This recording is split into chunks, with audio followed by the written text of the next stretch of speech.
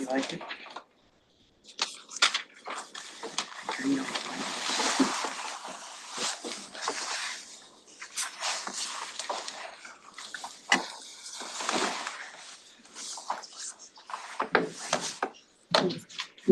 Yeah, I have to log on.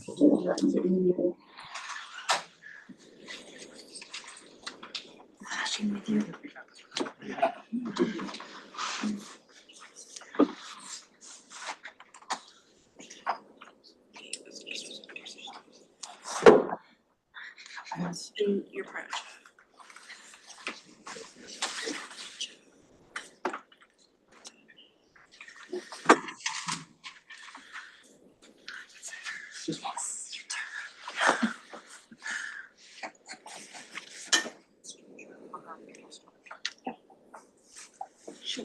Sharing is not turned on.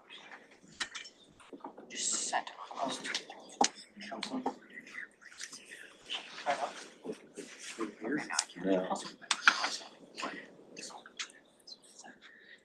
A show about the problem.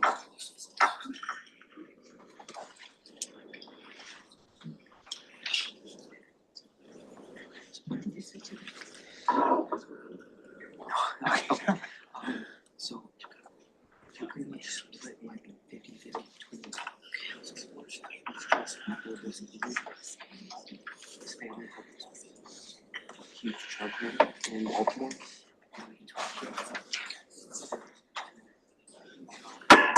Alrighty, we are calling this meeting to order at 4:02 p.m. and we are starting with our land recognition statement.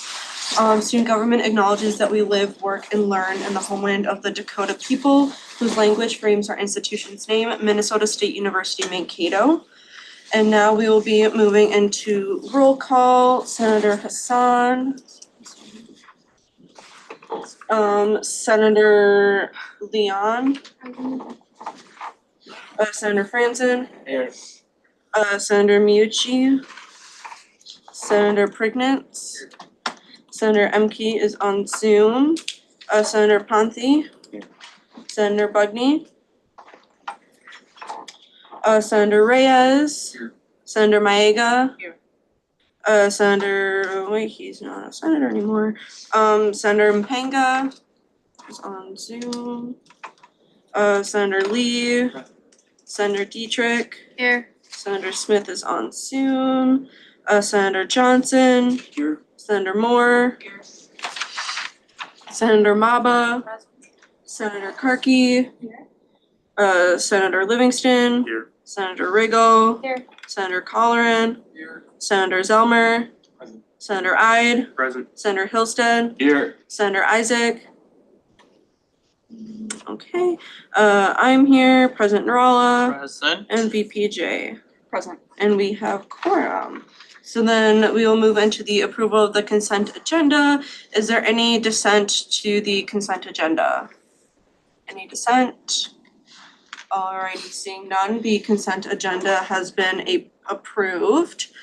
And then we will move into presentations, and our first presentation is from our lovely advisor, John, who's gonna talk about the overarching view of student fees presentations.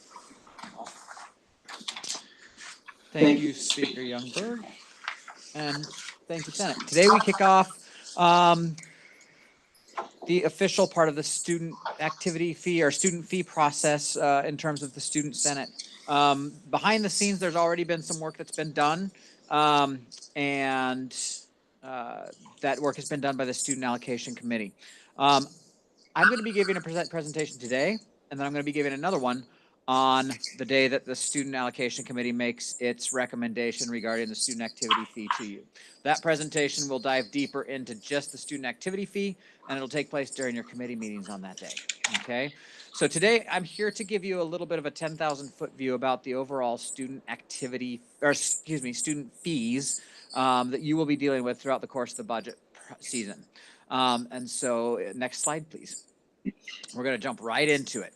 So collectively, these fees that you're going to be working with are called student fees. They are assessed to students and they're charged on a per credit hour basis until we hit the band. The band that you all have here on campus as of right now is for 12 to 18 credit hours. Okay, so the fees that we're talking about, with one exception, and that one exception being the Students United fee, are charged at a band. So you pay the same fee for 12 hours as you do for 18, okay? These fees are not optional. Students cannot pick and choose which ones they want to pay. By statute, they are not paid by PSEO students. And as of right now, only the technology fee is assessed to students who are enrolled in totally online degree programs, okay?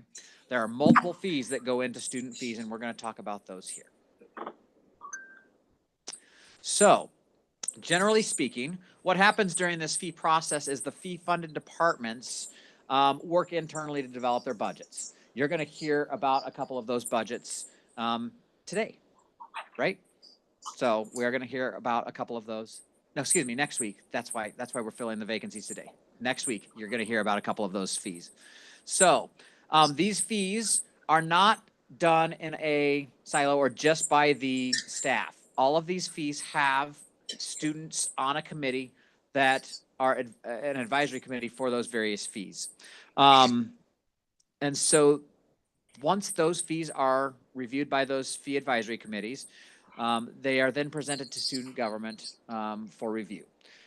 Those fees may be presented by student leaders, or they may be presented by staff from the various departments. So for example, the Centennial Student Union Board, okay?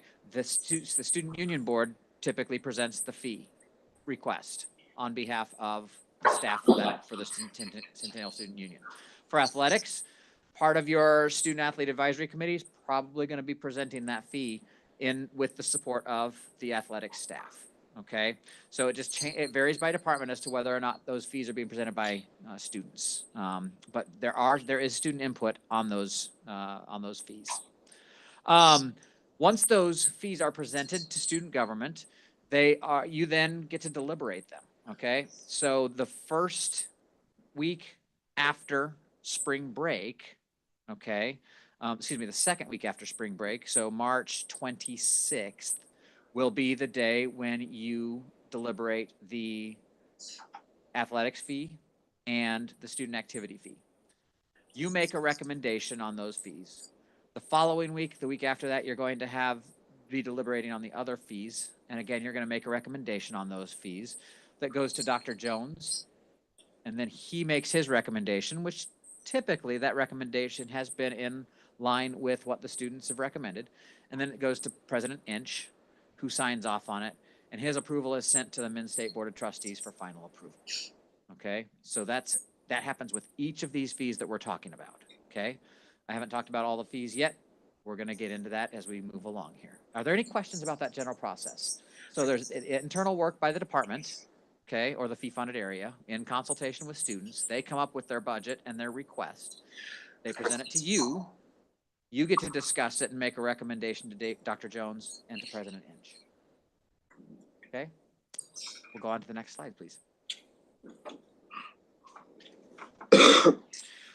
Here we get into the fees. Okay, so the first and the biggest that you're going to spend the most of your time on is the student activity fee.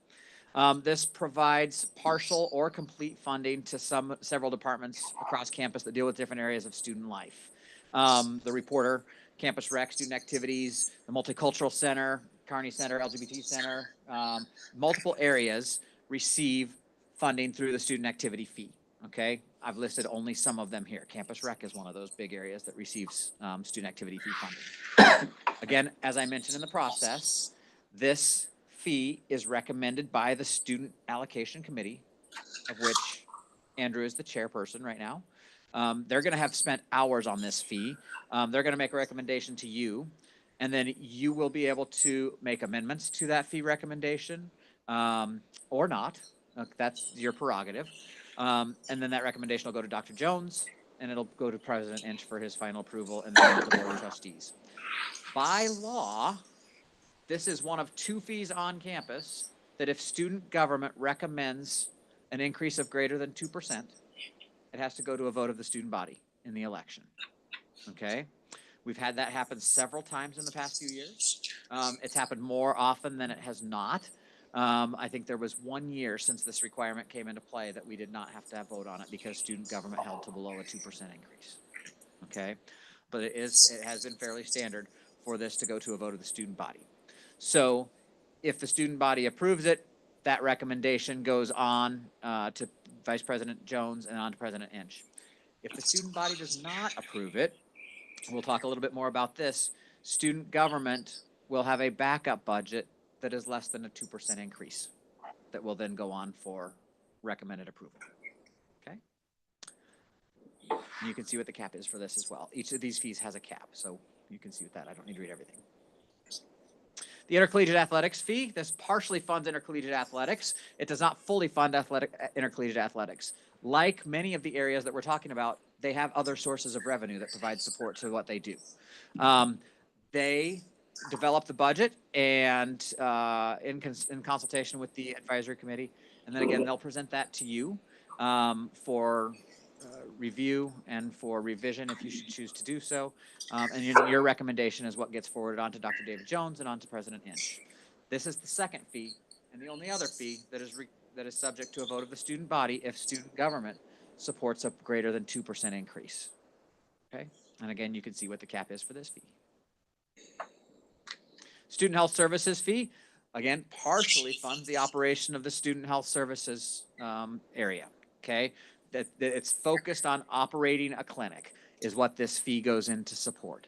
The student health staff develops a budget in consultation with the Student Health Advisory Committee, and then they present their budget request to you for, again, recommendation and potential revision. If you should choose to make a different recommendation, that's what gets forwards on to David Jones and then on to the president for approval. And you can see again what the cap is for this. This one is not subject to a vote of the student body. Your recommendation is the one that automatically goes to Dr. Jones and President Inch for approval. Student union fee, pretty similar process. The Student Union Board is the group consulted in the development of this fee, and it is presented by the Student Union Board on behalf of the student union. You get to review, make a recommendation, goes to David Jones and President Inch. And again, you can see there is no cap to this fee, and this one is not also subject to a vote of the student body. Okay. The tech fee partially funds the operations and services provided by IT Solutions. The gentleman sitting back here in the jacket will be presenting that fee on behalf of IT Solutions. And there is, again, a student advisory committee that provides input on that fee. So there has been some consultation already. They'll present it to you, and you will deliberate and make a recommendation that will go to Dr. Jones and President Inch for approval. This one is capped at 14 a credit and would be banned at $168 per academic term. Okay, that's per semester. And again, this one, if you should increase it, is not subject to a student body. Okay. When we talk about increases, I just want to stress also, not every fee is going to come in for an increase, possibly. There have been years where there have been departments that have not requested an increase to their fee. And there have actually been departments who've been known to ask for a decrease to their fee.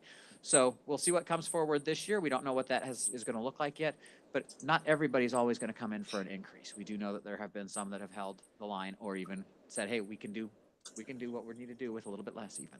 Okay.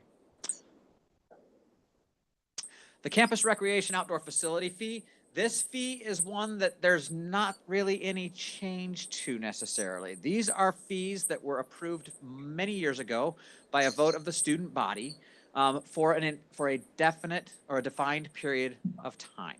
Okay, we started assessing this one in fiscal year 09. We are in fiscal year 25 right now. The university operates on a fiscal year that starts on July 1st and ends on June 30. And we always refer to it as the year in which it ends. So since June 30, 2025 is the end of the fiscal year, we are in fiscal year 25. The budgets we are developing now are for fiscal year 26. They will start on July 1st, 2025 and end on June 30th, 2026. So this one started in fiscal year 09 and will be through fiscal year 28. So that means there are 6, 7, 8, 3 years after this one remaining on this fee. Does that mean it's going to end? That conversation is happening because there may need to be ongoing support for this as well, but that will be done in consultation with the students as well. So When this fee is presented to you, it's more of an FYI. Hey, here's what this fee is. Here's what it supports. Here's the amount. It's already been agreed upon. Pretty much it just kind of stays the course.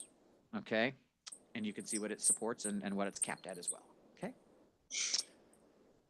Another one just like it. This one is even a more recent fee that started in fall of 2019. They started assessing it for a period of 10 years. And so this supports the operation of the seasonal sports dome that's over across the street from Summit and Jacob Heights. Okay. And so this is again another FYI. This was voted on and approved by students for a defined period of time. And so it, like the outdoor rec facility fee, may not just sunset. It may be up for a conversation about continuation as the needs continue for funding. So this is again one of those that will be presented as an FYI, an educational matter for you. We don't really vote on it necessarily because it's already been approved by the students. Okay. The sustainability fee. This is a new one that just started being assessed this year. Prior to this year, the cost or partial support of the city-run buses was built into your student activity fee. Okay, it was actually a pretty decent chunk of your student activity fee. And so we were at the cap for that student activity fee before moving this out into its own fee. It's not just for transportation, but other things centered around sustainability. However, the bulk of it is used to help subsidize the cost of the city-run bus program that all students and all MSU community members benefit from. And so this one, it was capped this past year at an amount that could not exceed the revenue it was generating or what it was costing students previously. That was one of the requirements for the first year of this fee. We may see an increase to this. The tough part about the busing contract, and this will be explained, is that we are trying to, or Mr. Cowan is trying to guess what it's going to cost before the city has presented what it's going to cost. Okay. And so that's one of those that makes this fee difficult. You can see that it's capped at $20 a semester. We are close to that already. Okay. We are between $17 and $18 a semester already in this fee. And so there may be, we haven't seen the request yet. It may go to cap. It may take a couple of years to go to cap, but we'll see what happens. But again, this is a new fee that will be voted on this year by you, and it will be presented by David Cowan. Okay. So as I recommended, or as I mentioned, there are two fees that must go to a vote of the student body. If you're going to recommend a greater than 2% increase, those are the athletics and student activity fee. We can go to the next slide. I'm going to make a couple of points for you that some people have a misunderstanding about when it comes to the fees. Sometimes people like to throw around people are just greedy or they're trying to make money. None of these departments that are requesting fees from you are making money. Nobody profits on this stuff, okay? The revenue generated through these fees goes directly to support things that benefit students, okay? And the departments use the funds. So just want you to understand that. There are some students out there that you have a better understanding of what goes on than the general student across campus. So if you hear folks say they're just greedy, they're just trying to make money, nobody's making money on this. They're trying to provide services that students have said, hey, we find benefit to this, okay? And so that's something important to keep in mind and be able to relay to your fellow student. As we go through this process, I can't stress strongly enough that your biggest obligation is to be informed, okay? And to ask questions. You're going to be provided. I'm going to ask them to get off of my presentation here for just a second and go. Can you go to the Teams folder and show them the Teams folder? Yeah.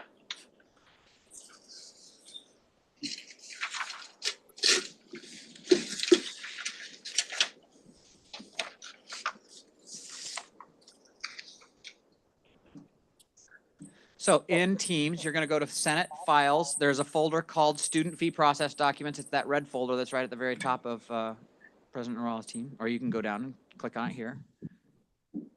The green folder is for this year. Okay. And there's a folder for every single fee that you're going to hear from in here.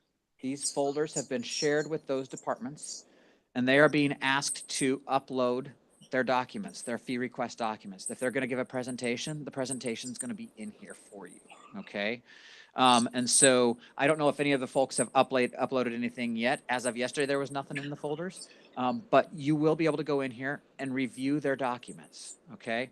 So when you have questions, my point in my slide here was if your question is a basic one, such as what do you spend your money on or what does your department do, please review their request, okay? Chances are they've answered that question for you in their request already, okay? If you have specific questions that don't necessarily need to be asked in front of everybody, don't be afraid to go ask somebody about their request, okay? I'm sure Kevin Beisman or Scott or Tim Marshall would be willing to meet with you and answer questions that you might have about the athletics request. Or if you have a question about a new service that Brian's pitching for the technology fee, don't be afraid to ask about that, okay? So just try to be informed as best you can and use your resources. So every fee has its folder here. You're also able to see as a sample the documents that I prepared to send to President Inch and David Jones this year. These documents here all show the fees that were approved for this year. Okay? Once all of these fees are approved, I send a very thick packet and a folder to the president or to David Jones and then to the president for approval. These are what we're going to be building out of the recommendations that you make. Okay? So you can see out of full transparency, this is the stuff that we're working with. Okay? Back to my points and reminders about the fee recommendations that you're going to make. You're going to see specific things and costs outlined in the requests. There might be something that you disagree with. Okay? So if Mark Constantine were to build into the CSU budget the development of a parking spot right out in front of Starbucks, that's for the CSU director, and build that into his fee request. Okay? You could say, I don't like that idea. I don't want to fund that. Okay? And you might want to reduce their funding by that much. It's important to remember, though, that it's ultimately up to the departments to decide how to spend the fees and the funds that they are allocated. Okay? If they were to say, that is in the best interest of everybody in the CSU, we're still going to pay for it, we'll cut spending somewhere else, they can do that. Okay? That was intentionally an outlandish example, but you might see some things that say, if you don't think they need to buy an extra computer, but the department goes, you know what, in order to be really successful, we need to be able to buy a new computer. They're going to spend the money if they find the need to be able to do that. David Cowan only gives free parking to students. He doesn't give any to staff. So it's important to realize that though your intent may be to cut funding for a specific thing, if a program deems it critical to their mission and a priority, they have the right to go ahead and do that spending, okay? And find and pull resources from elsewhere to make that happen.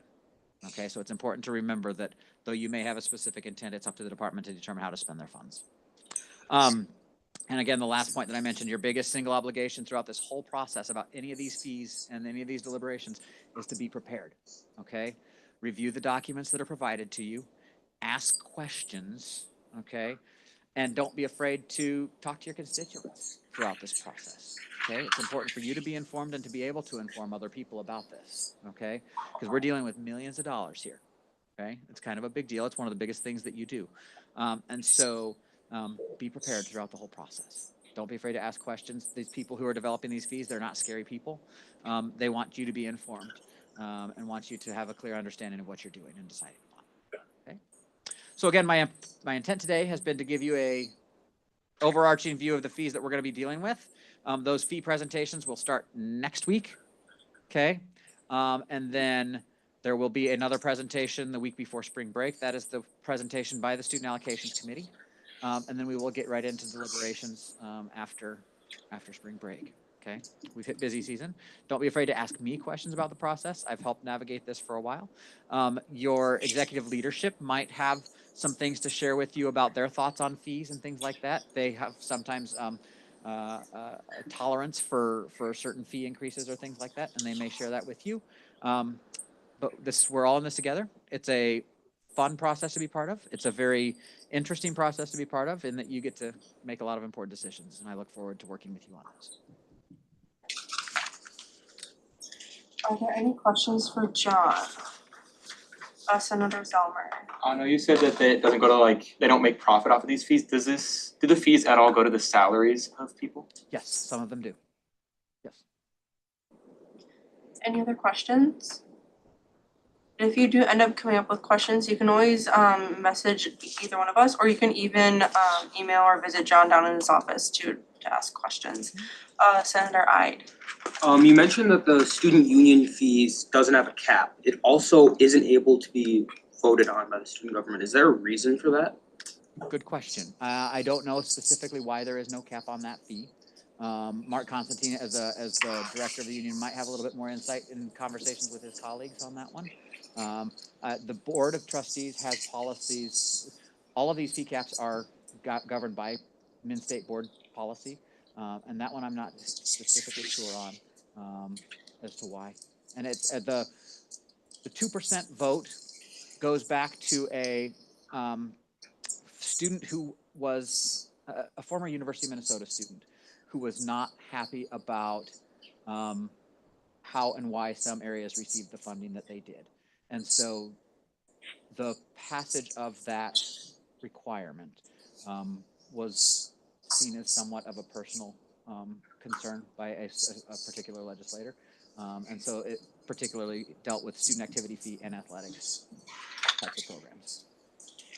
I do want to clarify that the student union fee is voted on. I think you're mixing that up with the student union fee and then the Students United fee, which are two separate fees. The Students United fee, they came in a few weeks ago, if you remember.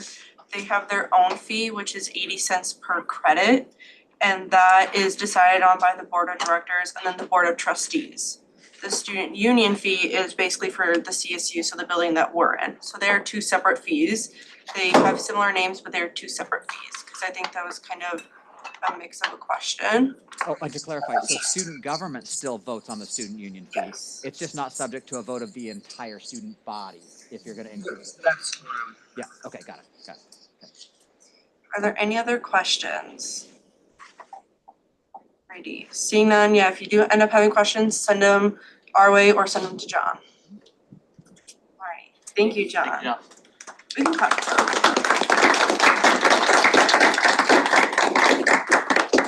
Okay, now we are moving on to the Elections Commission presentation by our lovely Vice President Jay. We can clap for VP Jay.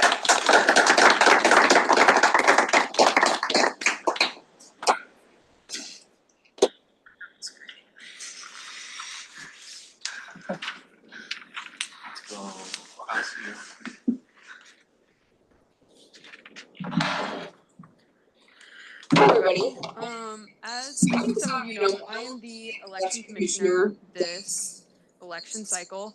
So I'm going to be sharing just all things elections. Many of you have reached out to me with questions, which I really appreciate. That's what obviously I'm here for. So I wanted to do a just broad overview of some elections materials for the entire Senate.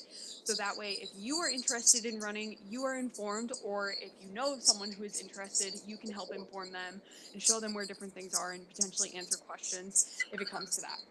So, starting off, Share the screen. so, to first, why is this not working? Move it over. Move it to the left, I'm told. The left. Right. 3 fingers. 3 fingers, Swipe. swipe. 3 fingers. 3 finger swipe.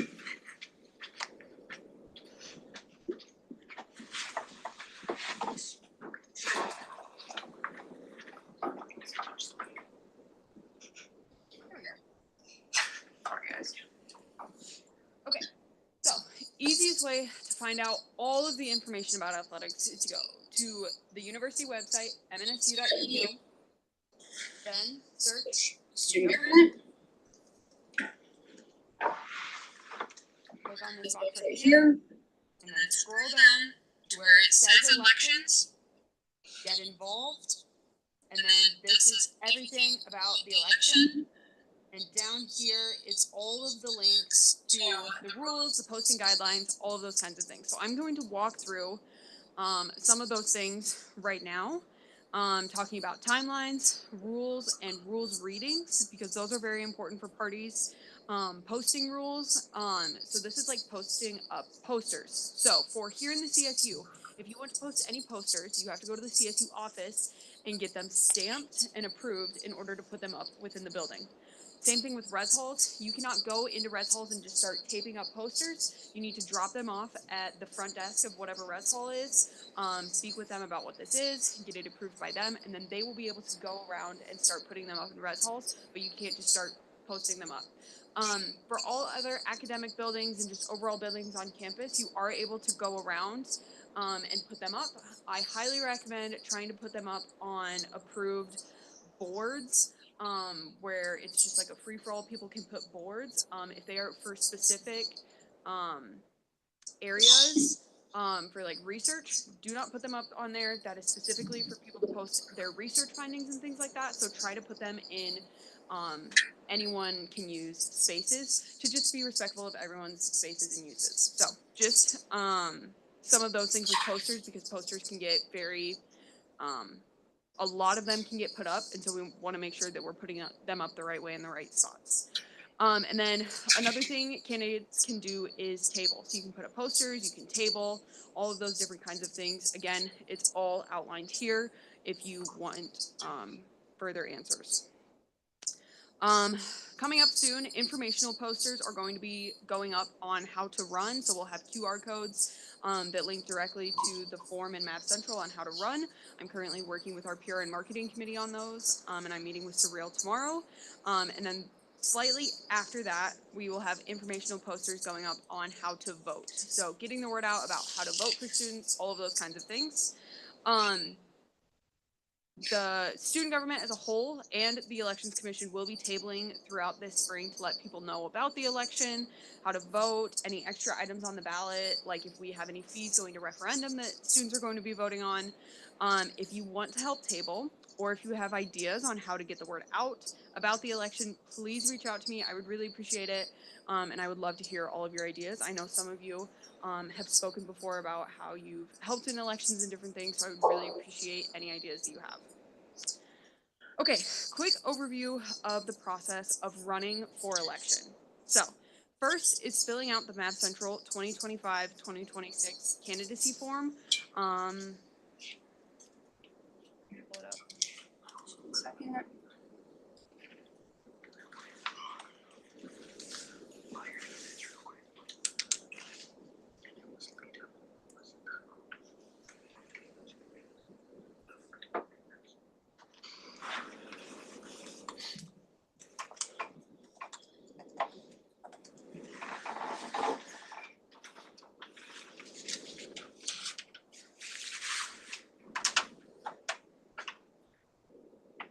Okay, so in surveys and forms, I'm here in Math Central under student government.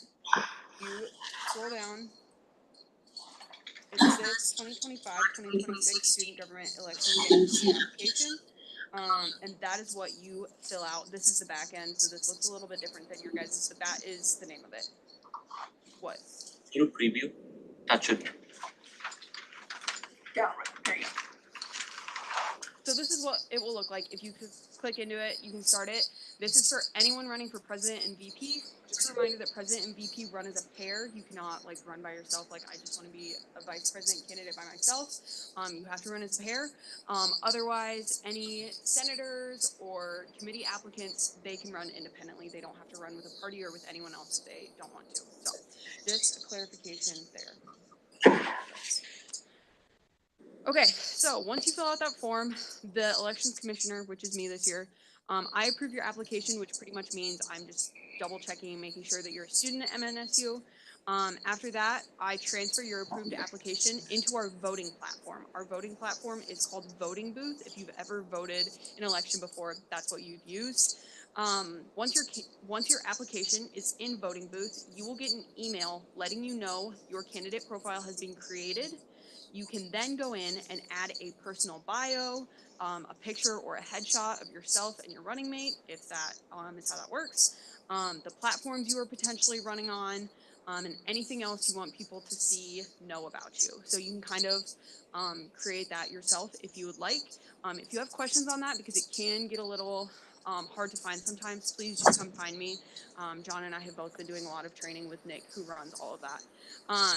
And then all of this information that you input will be available for students to look at when they are voting. Just a few overall updates from the Elections Commission. Actually, I'm going to pause there. Does anyone have any questions about just like the quick process on how to run for elections? Okay. Okay, overall updates from Elections Commission. We are currently looking at the breakdown of the number of students enrolled in each college to make sure the number of Senate seats here reflect the number of students in each college proportionately. So before we have an election, we'll be making sure that is proportional. John is running those numbers for us, and none of us students can see that. So we just want to make sure all of the seats are proportionate. And then the commission will be releasing our dates for rules readings in the next couple weeks, hopefully within the next week. This is very important for anyone running to hear what I'm about to say. So all individual candidates running as an independent party are not required to attend a rules reading. If you are running as an independent candidate and you would like to attend, you are more than welcome to, but you don't have to. And then for anyone running under a party, at least one member of that party must attend the rules reading. So for example, when Rosha and I were running under Mavericks United, last spring, at least one of us had to attend the rules readings. We both chose to, a couple senators also running under the same party chose to, but at least one party in that, or at least one candidate in that party has to attend, and we do keep track of that. So that is mandatory. So just something to think about and communicate to your party members if multiple of you are running in the same party. And then key dates coming up. These are listed all in this 2025 election timeline and key dates. I'm just gonna briefly go through them super quickly. So candidate campaigning begins March 21st. This is when posters can go up. This is when you can start tabling, all of those kinds of things. Before that, nothing can go up. The filing deadline for president and VP candidates is March 24th. So shortly after that, campaigning can begin. And then the filing deadline for all other candidates, which is Senate, committee, etc., that is all March 31st, last day of March. And then the presidential and VP candidate forum and any fee increase forum is going to be April 2nd. So any presidential and VP candidates have to show up to this. This is where any student on campus can ask various questions. There will be some questions from the Senate as well. And then any fee that is increasing will also have a short presentation, and anyone will be able to ask questions there. It's just an open forum for students to be able to meet the candidates as well as get more informed on the potential fee increases that are coming up if we have any. And then the last thing, the election is going to be Monday, April 7th, starting at 8 a.m. is when voting opens up, to Tuesday, April 8th at 6 p.m. So it's 8 a.m. on Monday to 6 p.m. Tuesday. So that's all I have. Does anyone have any questions right now? Yes, Mark. You want to have clarification about the posting policy? Yes, please. Is it okay, or you? Yes, go ahead. You don't have to come to the student, to our student union office to go ahead and get things stamped. The elections committee will have a stamp in the student government office, and all the things that go up for anybody running need to be stamped by them. None of our boards in this building will have election materials on them because you have more liberal places that you can go ahead and post things during that time. And you can also put things in academic buildings as well, as long as all the things are stamped through the student government office, overall. And then you can read the rest of the things in those guidelines. If you have any questions, you can ask your leadership or come in and ask John and I, because we deal with this every year on some of the things. Thanks. Yes, thank you, Mark. Any posters that go up, they have to come and be stamped in the student government office. There's one at the front desk. And so our grad assistants or someone in the elections commission, if you come in with posters, just contact one of us and we can get those stamped. But all of them, no matter where they're going on campus, have to be stamped by us. So. Senator Zelmer. Will there be sample ballots for students to access at any time? Yes, there will be. So sample ballots, I mean, we do all of our voting online, but we will be doing some tabling on what the voting platform looks like, how to access it, where to go if you have issues, all of those kinds of things, between campaigning and when the election is.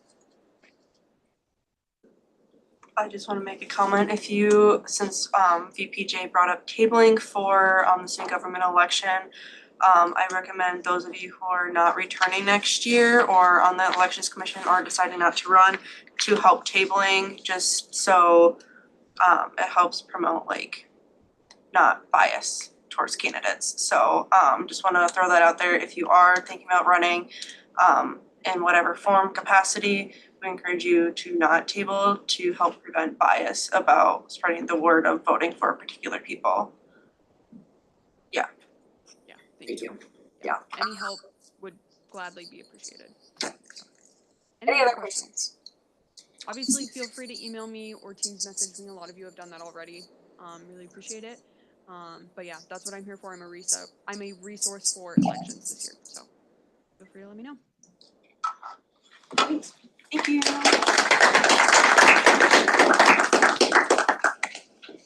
Alrighty. Up next on our agenda is open forum. Do we have anyone here for open forum? Is it Scott, right? It is. Yeah, okay, so we have Scott here for open forum. Happy budget season, everybody. Happy budget season, Scott.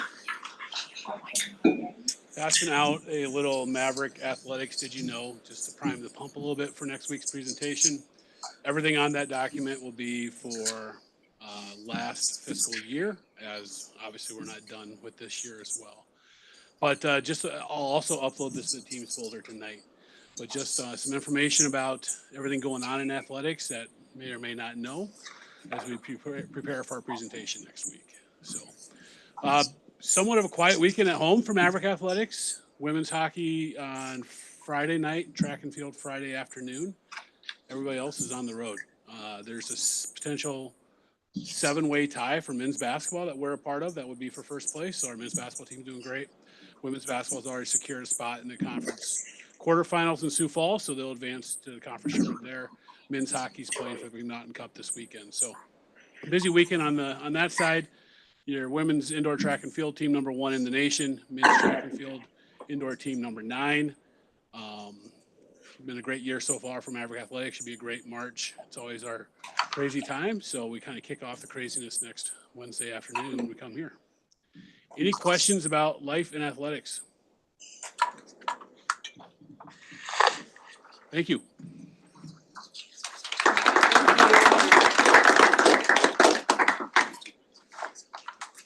Alrighty, is there anyone else here for open forum? Alrighty, seeing none, Senator Karki. A motion to move things up in the agenda to have the vacancies elections first. Second. Is there a second? Okay, I see a second by Senator Livingston. So the motion is to move Senator vacancies before Senator reports, just because we have a lot of vacancies and I know that some people need to leave a little early. So we're just gonna do like a vote on the motion. Just raise your hand or placard, okay? So all those in favor of moving elections up, either raise your hand or your placard. Great. Are there any opposed? Abstentions? All right, so that motion passes. We are moving vacancies before Senator reports. Thank you, Senator Karki. Alrighty, so then we'll move into the Dean of the Day. Is our Dean of the Day here? I do not believe so. Alrighty, so we'll just skip through the Dean of the Day and move to officer reports, and I will yield to President Nurala. Awesome. Thank you so There. much. There he is. I feel like our Dean of the Day is here. We'll get through my report and then we'll get to him. I was looking through our Senate videos from earlier in the academic year, and we had only half the Senate. Now we're about almost full. So as you know, today's the last day for vacancy elections. Anyone who's in the room is going to be the last one of the senators. It'd be great if we're able to retain every one of you through budget season. I'll talk a little bit about what's going on our end. I was able to attend lobby day with about 7 other Mankato students as part of the Mankato delegation. We were up there in the cities. We were lobbying for a lot of different state legislative efforts that Students United shared with you a couple of weeks ago. We had a divide and conquer approach where we split up the Mankato delegation. So I'll yield to the speaker so they can share more about some of the meetings that we've had. But I was able to attend the Senate Higher Education Committee, meet with a couple of senators there. One of the other student presidents from Metro was able to testify about a Narcan bill that's in conversations up there at the Higher Ed Committee. It was referred over to HHS committee and they'll be talking more about it. So if you have questions and you wanna know more, definitely reach out to me and we can chat after. Last week, I was able to attend meetings with student activities offices, different student groups. I was also able to attend the U-Lead planning session that Chair Franson is chairing this year. I was also able to meet with representatives from Mayo and they shared a amazing resource called findhelp.org. They'll be coming in on April for a focus group with all of you to share this resource, look at what the students would like to see. But in the meantime, if you want to go online on Google and check out findhelp.org, and if you have comments that you might want to share, I can take all of those comments and share them over with the group at Mayo. They're also looking for campus ambassadors who would be willing to work with them on sharing this resource. So if you've got ideas, I'm all ears. I was also able to meet with the computer science team working on a Senate voting platform. Hopefully it'll be ready by our big budget meeting. That's the track that I've given them. Looking ahead, a couple of things for you to note. There's Coffee and Conversation, 1 p.m. tomorrow at CSU Hark Lounge. Definitely stop by to have conversation with Provost Hood. We've got our Student Government Basic Needs meeting at CSU 280, 2 p.m. Coordinator Dietrich has opened it up for all of you to come in, join, and have a conversation about what the committee's priorities should be, what the students are looking for. So definitely consider joining in. I've got a couple of other meetings. I meet with Vice President Morris tomorrow.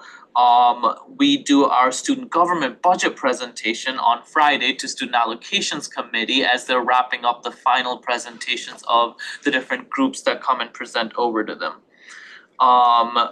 That's all that I have. I'll yield to any questions. Any questions for President Varela?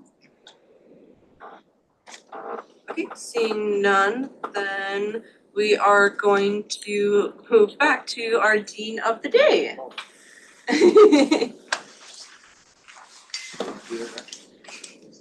Go up there. Yeah, you can go to the podium. We can clap for our Dean of the Day.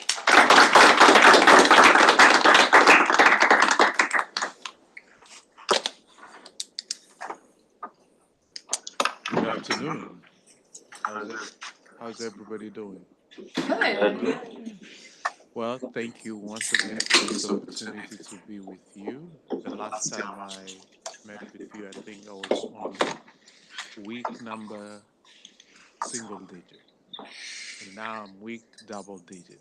This is week number 26 with people. And the question will be, what have you done since the last meeting you came in here? And I remember the first question a senator asked me was, what's your vision? What are you going to do? And I think my answer, I recall clearly, I said, I need to know and learn people and earn their trust so that I can lead.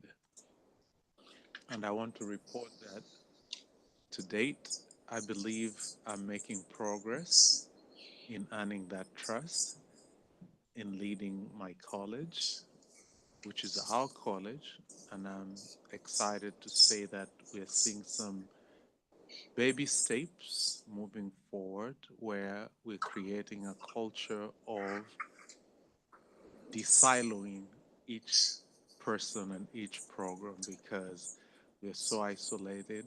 You know, most of you take classes in Armstrong Hall, and you know how those hallways are so narrow, you don't even have space to sit and talk. And so you can see my department as I'm trying to bring that collective opportunity for them to talk. One of the things that I've done with the faculty and staff, I have a monthly chat with them through Zoom. We talk, and I started one this semester with students where I chat with all the students on Zoom just to hear and listen to them.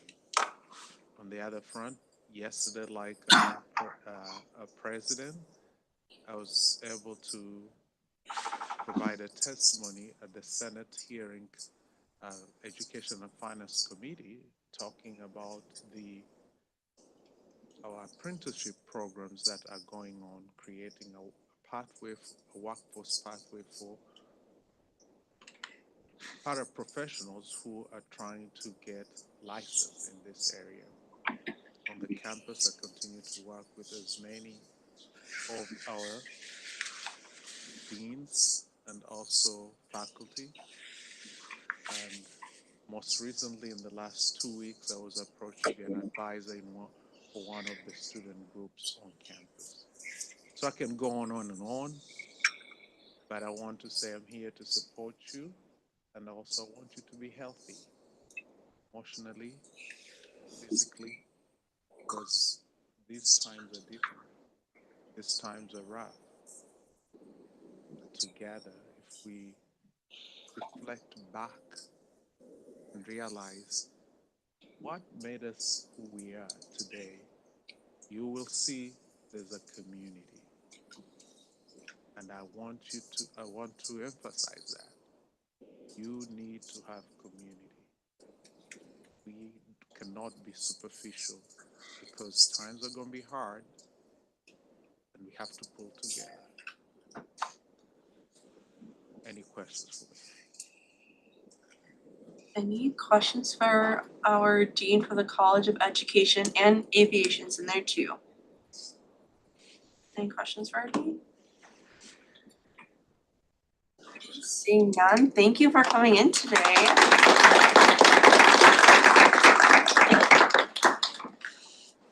Alrighty, getting back on our schedule, we are going to move to Vice President Jay's report. I will yield to her. Hi guys, super briefly, huge importance. Please look at the materials that the fees next week that are presenting are providing before next week's Senate meeting. As Scott said, he'll be putting in some athletic stuff, hopefully tonight or tomorrow. The other fees, I'm sure we'll be putting in stuff by this weekend. If not Monday of next week. I know a lot of them are just wrapping up a lot of their final presentations and whatnot in order to share with us. So please look at those, even if you just quickly glance at them to look at potentially what they're asking for an increase, what they're going to use that extra money for. If they're looking to decrease, why is that? Just those little quick things so that you can kind of have an understanding of what they might be presenting to us. These committees have spent weeks and months putting these materials together, and there's typically much more information in the folders that they share with us than they can present in 10 to 15 minutes. So looking at all of this information beforehand really helps us to be more educated as a Senate, ask more educated questions, be able to really get a grasp of why they're potentially asking for an increase or not increasing, all of those kinds of things, and helps us to move our meetings along at a healthy pace, be respectful of their time and of all of the energy and time they've put into this presentation and all of those kinds of things. So I highly, highly encourage you to do that. I'll be sending out reminders in the next couple of days. I'll be checking them and seeing when those materials get updated. So if I see a fee puts materials into a folder, I'll be sending out a message to all of you saying, hey, this fee just inputted a whole bunch of material. Feel free to go check it out, just so that you guys are all aware. That's pretty much all I have. Besides, again, if you have elections questions, feel free to find me. Any questions for Vice President Jay? Alright, seeing none, then we will move into my report. Mine is kind of lengthy since I'm giving the huge update with Lobby Day, But my first thing is at the end of last week, I got to have a lovely one-on-one meeting with Senator Maega, who's our graduate studies senator, one of them, about her and Senator Reyes's meeting with the Dean for College of Graduate Studies. We kind of talked in game plan how to look at like different ways to increase hopefully graduate pay and different things like that. So they're also working on a resolution for that. So I'm excited to see that coming hopefully within the next few weeks. So really excited, had a really fun conversation. And it was just nice to meet with you all and just nice to have a one-on-one. Great to catch up. Alrighty, so lobby day, like President Nurala mentioned, we had a lot of people. I think our group totaled 8 people if we don't include our president who was required to be there. There were 7 of us that were there, so that was a really fun time. And there's 1, 2, 3, 4, 5 of us in this room that went. Senator Colleran, Senator Hillstead, and Senator Livingston, and then myself and President Nurala. So if you want to ask us more information about that day, it was really great. But our day started, we met with Representative Coulter. So he is a representative for the District of Bloomington. But he was still really fun to meet with just because he does a lot of work with like K through 12, like family and children, and then how that leads into higher education. He's also on the House Higher Education Finance Committee, so that's also why we met with him. He supports all of Students United's state agendas, especially expanding the Hunger Free Campus Grant. So I mentioned the agenda. So Students United State's agenda included expanding the Hunger Free Campus Grant, increasing access to naloxone on campus, expanding the Minnesota Direct Admissions Program, supporting Minnesota State's budget requests, so the system office's budget request. And then lastly, this was not an agenda item from Students United, but kind of a personal one from me and Cato, which was looking at the state statute language to allow graduate students not on assistantships to work up to 20 hours per week. So we did bring that to our representatives that we met with. So those were the items. If you want to know more about those items, you can chat with any of the folks who attended Lobby Day.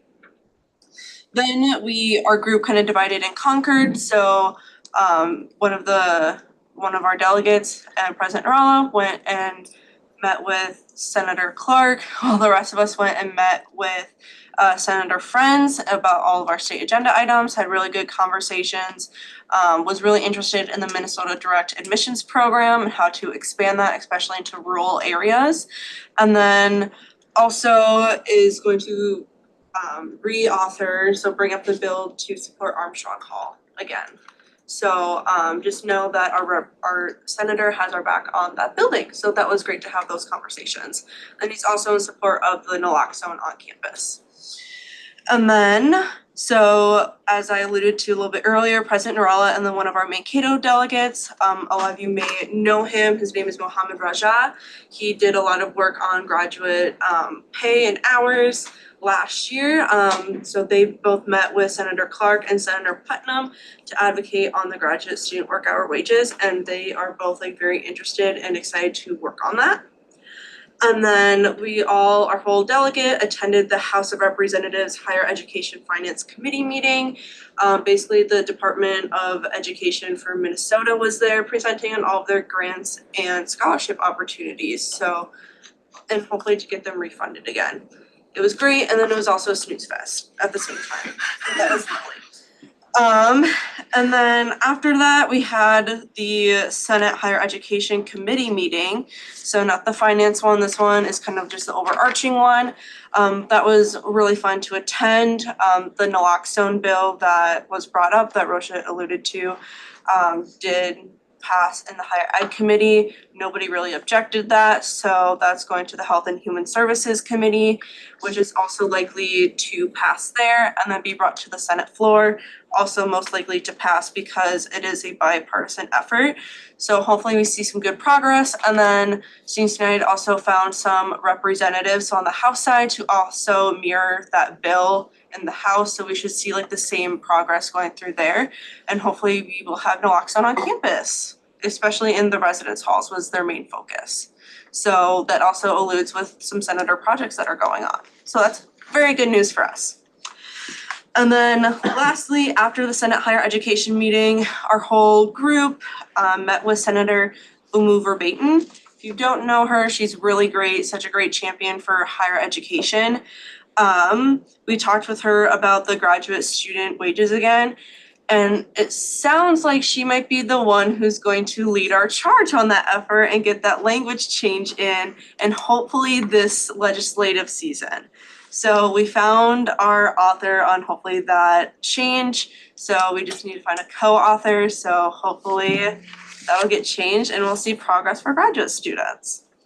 But that's kind of all that I really have. Is there any questions for me? I know I had a lot, but any questions? Perfect, great.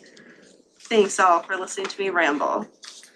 Alrighty, so since we motioned to have vacancies before senator reports, we'll move into vacancies. So our first vacancy is, well, we have two for senators for off-campus. Are there folks here for off-campus senators? If you are, you may go up to the podium. Yep. Yep, both of you. We do have two vacancies for off-campus. Ironically, we have two candidates.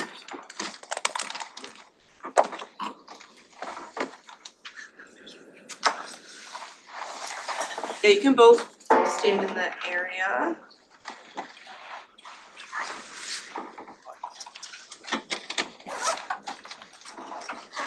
Alrighty, so we have two people. We have Jack and we have Roosevelt. So Jack is on my left and Roosevelt is on my right. So here's how this is gonna work. We're basically gonna be rotating this, so whoever chooses to go first for their opening statement, the other person will go second. But then after that, it'll be followed by any questions from any of the senators. So then whoever went second for their opening statement is gonna be first to answer questions, and then we'll go back and forth for the questions. And you'll each answer the question that's being asked, unless it's directed towards a specific candidate. Does that make sense? And then you'll have the closing statement, which will be like the same thing. Okay, which one of you, is there a preference for who wants to go first on their opening statement? Right, sounds like Jack is gonna go first. I'm gonna start my 2-minute timer and you can begin whenever you're ready. Is there any like specific things you want me to include in my opening statement? Whatever you wanna tell the lovely folks who are gonna be voting for you, hopefully. Whatever. Nice to meet everybody. My name is Jack Nauer. I'm a junior in the College of Business. I'm going for business, and I'm very heavily involved on campus. I'm part of, I believe, 4 or 5 organizations. I hold IFC recruitment in IFC. I was the recruitment chair for my own chapter, which is Sigma Chi, and currently I'm the social chair in my fraternity. Along with that, I'm also a fundraising chair in Delta Sigma Pi, which is an honor or business fraternity on campus. And then I'm loosely involved with Circle K from time to time, and then the finance club. So yeah, that's all about me. I have a lot of event planning background from my school days. So yeah. Alright, thank you. And then we'll have Roosevelt give their opening statement whenever you are ready. Our President, Vice President, Speaker, Senators, ladies and gentlemen. My name is Roosevelt Green. I'm a pre-law club member, criminal justice major, political science minor. For 157 years, this great institution has stood up. And since 1926, our student government has tirelessly advocated for students. I want to take a moment to commend each and every one of you and say thank you for keeping this legacy alive. Today, I humbly put my faith into your hands, seeking your support to join this journey of advocacy. For years, students living off campus have faced unique challenges, struggling with limited access to activities and often being overlooked in key student discussions. As an off-campus student myself, I understand these concerns firsthand. If elected, I will work to bridge the gap between off-campus students and campus life. I will push for better transportation options, advocate for more flexible event schedules, and ensure that every student, no matter where they live, has a voice in student government. This election is not just about me, it's about all of us. It's about making sure that every student, whether on campus or off campus, feels included, heard, and valued. So today, I ask for your support. Let's make a change together. Thank you.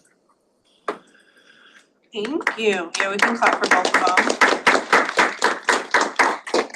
Alrighty, so now I'm going to open the floor up for questions from our senators. Senator Riggle. All right. I would just like to hear a little bit of elaboration from the both of you on the problem facing your constituency at the moment and what you plan to enact or plan to do about those problems facing your constituency. First. Oh, Roosevelt, you go first this time. Oh, thanks a lot for your question. As an off-campus student my very self, I've encountered a lot of problems with like being informed about maybe events going up on campus. There are so much flyers like a dormitory on various educational buildings. If I live off campus and I don't have like a class in Armstrong Hall or Morris Hall, I may not be informed about that event. So maybe off-campus students want to get involved, if that may answer your question. Yep, and then Jack. For me, I feel like off-campus students are usually like sophomores, juniors, and seniors, and at that stage of your, school time, you're kind of looking for ways to advance your career. So I feel like maybe more professional events on campus, like to attract more off-campus, students would be like a good idea. I mean, I don't think I've ever seen like a resume like workshop or like LinkedIn event like hosted by like student event team or any organization on campus or seen any posters about it. So I think that would be pretty good idea, or like even like come meet like an organization, not like an RSO fair necessarily or like a company fair, but like have a company sponsor, maybe a club or something. But yeah, more events to that attract sophomores, juniors, and seniors. Alrighty, and then Senator Hillstead. Youth redundancy. Youth redundancy, alrighty. Are there any other questions for them? Senator Livingston, and then Jack, you'll go first on this one. So I'm a, I guess we're all off-campus senators here, and a big focus of ours has been pedestrian safety.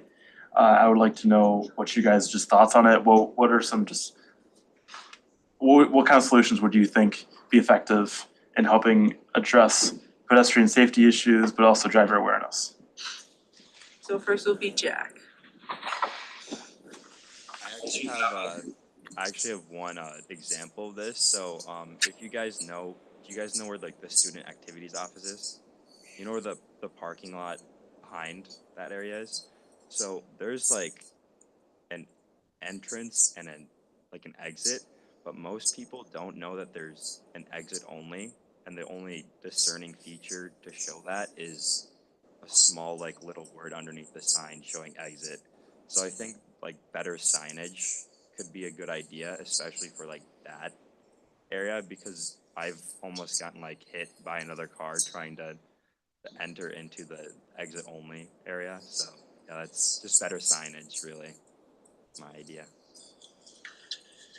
Oh, thanks a lot for the question, and thanks for your input.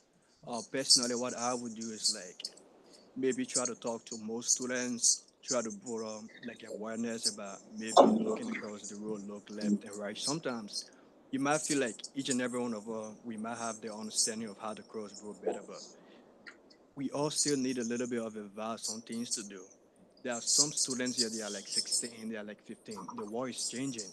So if we can go out there, maybe talk a lot to people about things you need to do, or maybe just make an awareness, like it doesn't have to be always maybe sports stuff being around on campus. Even if you just put a little sign up like be careful on how you crossing the road. Sometimes even like if student government is sending on an email that it reaches to everybody, if you could just like maybe include it in the email, like be careful with how you cross the road. I think it could make a lot of differences. It might not change everything, but that could contribute a lot. Thank you. Are there any other questions? Any other questions? Alrighty, seeing none. Bill, you get to give your closing statement first, and then I'll be followed by Jack, and you have 1 minute for a closing statement. So any last remarks you want to make to them? President, Vice President, Speaker, fellow senators, ladies and gentlemen, I want to say thank you so much for the privilege to be here in front of you guys to plead my case, and I leave my faith into your hands. And I pledge today, if I'm elected as an off-campus senator, I will contribute a lot to the Society of Student Government. It has always been a wish for me to participate in something that I could speak on behalf of a lot of people. Thank you. Right, thank you. And then Jack, whenever you're ready. Okay, I'm ready.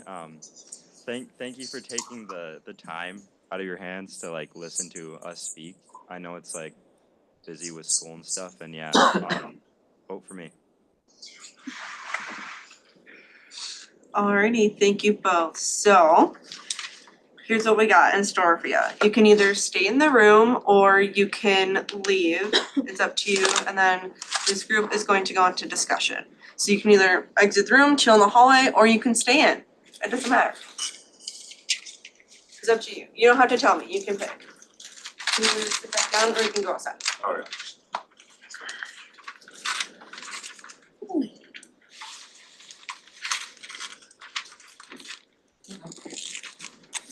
Just yield to the donuts. The first placard I saw up was Senator Colleran. Go right ahead. Okay, yes, I do want to say that I completely support Jack Roosevelt for being for the Senate. Like, they both seem very competent people. Like, I know Roosevelt seems very passionate about where he wants to go, especially with transportation and like kind of better communication for off-campus senators and just off-campus people in general. And especially for Jack with all the really good communication for just college of business and also just ways to communicate more professional opportunities.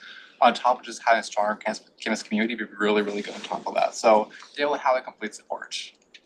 Thank you. Senator Hillstead. Yield to redundancy. Perfect. Senator Franson. Yeah, I just want to say I met Jack a couple months ago. He's very professional in his work, and the fact that he holds a recruitment position can definitely help us out as well, getting some more seats filled in the following semesters. Senator Buckley. It just seemed as though Roosevelt was super respectful, super informative, and he's actually a coworker of mine through Horizon Homes, and he works very diligently, very hard, and I know he cares deeply about not only the clients with Horizon Homes, but just about the community. I really think he would make a difference, and then Senator Riggle. They're both really strong candidates, and I'm gonna be voting yes for both of them. So I think they're both good for Senate, yeah. Thank you. Any other points of discussion? Are you seeing none? When you rip out your piece of paper, write their names on it and then a yes, no, or abstain, just so then we can tell the difference between the two that come apart. And also, we have 2 positions open for off-campus, so you can elect them both if you choose. So please do that now. Come on. J.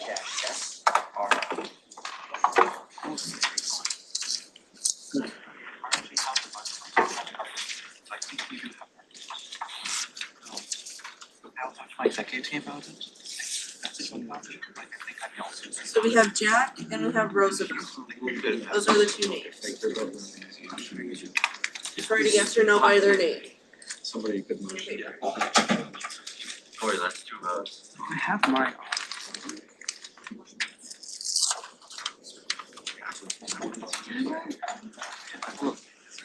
Nah, I just wanted to vote 4 times.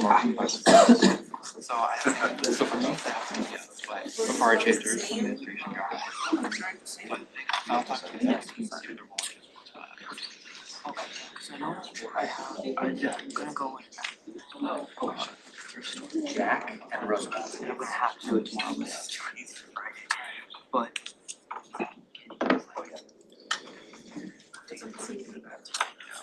I can do it. Did you? Yeah. Yeah. For both of them? Yeah. Okay. that happens. Okay. Is that the parking lot you're talking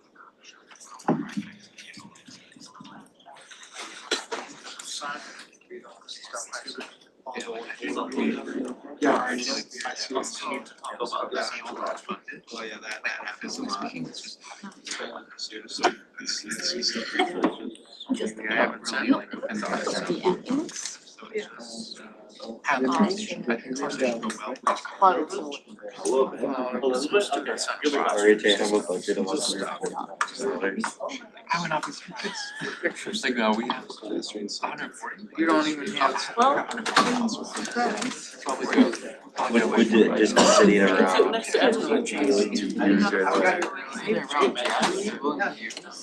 Emily, that's the Where? We met in your office. Oh, it is. Well, I screwed up. Well, I'm gonna write up an entire. Send you this stuff again. We're gonna. Clear stuff? Oh, you're probably talking first of all. No. Oh, people on Zoom also send your votes in. No. Well, you can do that. We can about 20 to 30 storage lockers. Yes. Okay, so lockers are not fire everything, but you still need separate electricity.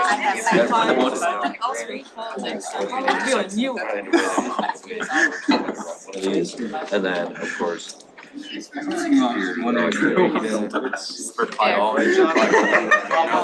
not trying to shoot down your Folks, please send in your votes.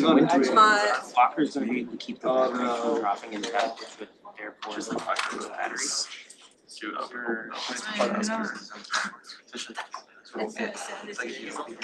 Plugging in your car. And also we're expecting to hear them. Actually.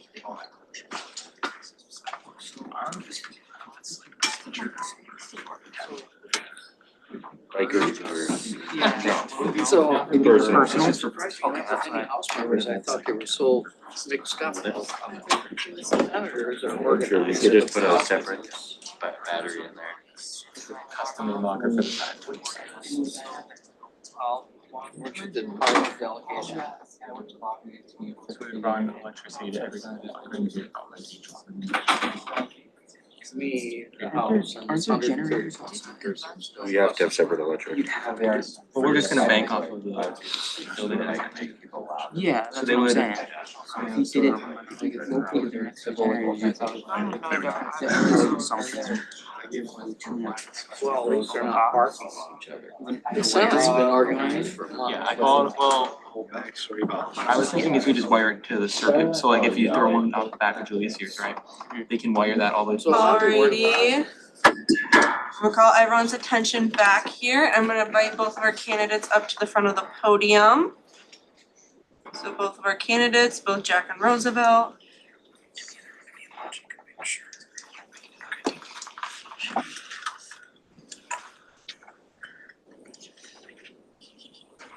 Alrighty. So the good thing is, we have 2 vacancies for the off-campus position. The even better thing is, both of you got elected. So you're. Alrighty, so. Alright, so how we're gonna do this, we're gonna do this one at a time. Jack, if you wanna come forward first to the podium, I'm gonna have you hold up your right hand and then repeat after me, okay? Okay. Alrighty. I state your name, I, Jack Nauer, do hereby swear do hereby swear to represent, support, and serve to represent, support, and serve the students of Minnesota State University Mankato the students of Minnesota State University Mankato in student life and academic needs, in student life and academic need, and to uphold the mission, constitution, and bylaws and to uphold the mission, constitution, and bylaws of the student government. of the student government. I so affirm. I so affirm.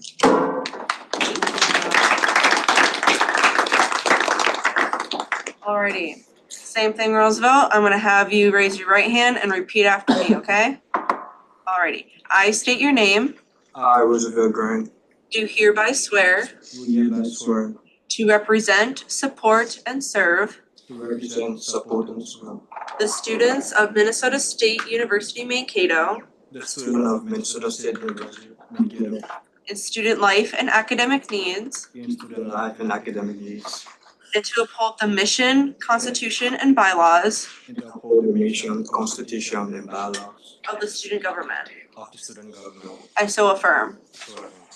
Hey, congratulations. Alrighty, so now what you both need to do is grab your belongings and join your fellow off-campus senators in one of the seats at the table. And then Vice President Jay is also adding you to our Teams channel, so if you have Microsoft Teams, just open it up there. Alrighty.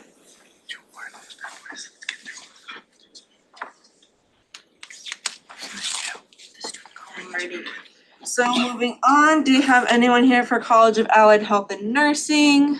I don't believe so. And then we should have somebody here for the College of Business. Alrighty, perfect, thank you. I'll have you come up to the podium. Alrighty, so kind of same drill as the previous two candidates. You'll have 2 minutes for an opening statement followed by a round of questions and then a minute for a closing statement, okay?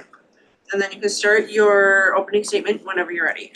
Hello, my name is Benjamin Mackey, and I am a student at the College of Business. I'd like to start by stating my experience in business and my experience in leadership. I'll start when I was young. I was a Cub Scout and I was a Boy Scout, and for 2 years in a row, I was the highest seller of popcorn. Thank you. In my district, my mom is a partner at an accounting firm. My grandparents own 2 small businesses and rent out a bunch of houses. And my grandparents on my other side are farmers, and so is the rest of the majority of my family. I interned at an accounting firm for 3 months, and I worked at a restaurant for 4.5 years. So that's my experience in business. My experience in leadership, as I said, I was a Boy Scout. I was an Eagle Scout. I was the senior patrol leader, which is basically the president of my troop. In high school, I was the head of special effects in my in theater, and I put over 200 hours in during my high school career. I am the president of the College Republicans here on campus. I am an officer for Students for Life on campus. I am involved in many other organizations throughout campus, and I am excited and thrilled if you guys would have me to serve with you. Thank you. Alrighty, thank you. Alrighty, are there any questions for Ben Mackey? Senator Riggle. Similar question I asked the other people. I was just wondering what you thought the current issues facing your constituency of the College of Business is right now and what you plan to do about those issues. So we at the College of Business are treated very well, and I thank the university for that. But the main issue for every single College of Business student is internships. We like crave internships like we crave food.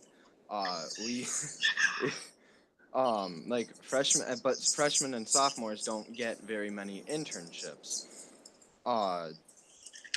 Juniors and seniors usually have no trouble finding them, though. My way to solve that would be by bringing in simply more employers from a larger area and just getting more events. And I know we have a lot of events for these things, but getting more events with more people would be awesome. Thank you. Senator Colleran. Okay, so this is a question I asked most academic senators that want to be part of the Senate. So if you are elected as academic senator, you'd be immediately appointed to the academic affairs committee. So I'm currently the coordinator of that committee, so we'll be able to attend every Wednesday afternoon from 3 to 4 p.m. to be a part of the committee. I have a class until 3:15, but after that, yeah, I'm all game. All right. Perfect. Senator Bugney. So you talked about bringing in a wide variety of employers. Do you have any idea of how you would do that? Just because it's kind of an easier said than done thing. Right. It is a very much so easier said than done thing. I know that through my family, I could get some connections to bigger employers. I also, as president of the College Republicans, have a lot of contacts with business people and senators and House members that know a lot of business people that are looking for internships in the cities and other places. But it would be mostly about connections. Thank you. Love the suit, by the way. Thank you. And then Vice President Jane. Not a question, just a point of information. I'm part of the SET team and we would love any ideas that you have on bringing in employers because that's currently one of our main goals as the SET team of the College of Business. So let's chat after Senate. All right. Are there any other questions for Ben? Already seeing none, you do have 1 minute for your closing statement whenever you're ready. I'm gonna keep it short and just say thank you for your time. Thank you. Great. Same option, you can either stay or leave, perfect, you're staying already, and then we will go into points of discussion. Senator Livingston. I know Ben personally. I saw a lot of potential in him, and that's why I encouraged him to run. I'm involved with him. Men's actually the same class he just mentioned. I sit next to him. And also I've been doing a lot of coordination with them for like a bipartisan roundtable kind of discussion event for probably next month. And he, very smart guy. I think he'd be a great addition to the team and would encourage a yes vote. Senator Ide. Redundancy to Senator Livingston, but as an addition, I would also say that I think he brings a lot to the table in a mindset that isn't as fulfilled in student government. So I encourage a yes vote. Senator Hillstead. I believe he's truly professional and has a great initiative to him, and I believe he'd be a really good contribution to this table, and I encourage a yes vote. Ready? And then Senator Zelmer. Yield to redundancy for all of those guys. And then I also have a class with Ben, and I see him as a very outgoing and hardworking student, and I think he'd be a great addition. Perfect. And then Senator Johnson. Thank you. I would have some reservations about the political party affiliation, but I appreciated the answers to the questions. They were specific, and the experience, lifelong experience shared was also a good sign of commitment and good and decent work on this body. And I also recommend a yes vote.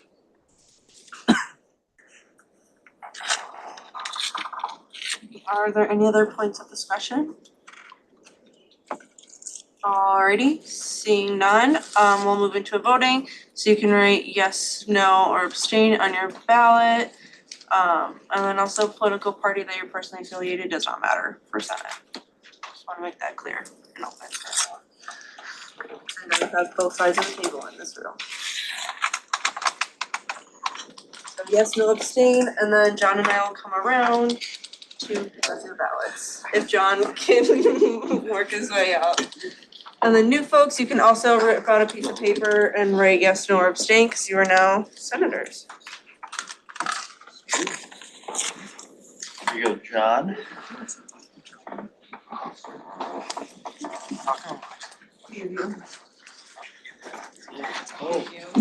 Come on, play games with me.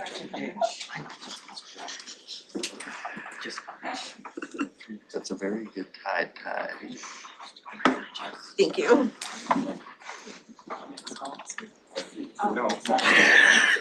Takes off his shirt. Oh, I tie my own ties. It's weird, 'cause I've never seen it. How'd you learn in theater? While on the stage, I have to be wearing a tie every time I went on stage. I thought you meant like introducing you. Your characters had to act out tie. No. Yeah, I know it's the only thing that I always answer. That was for. Like with the web page. So Because that's I remember Amy learned about it since last Wednesday. I just, it just crossed my mind. Oh, What if and then I started working on it. Yes, but I'm frustrated because it should be out.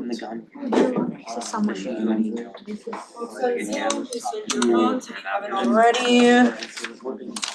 Well, because it's supposed to be a very big thing. The main idea is like going from the Venezuela idea to the global perspective to actually getting especially right now I think it helps. so that's On the college business side, that would. like in a student environment. Remember, folks on Zoom, you are voting on Ben Mackey. He is our person right now, folks on Zoom. And also, please send in your votes.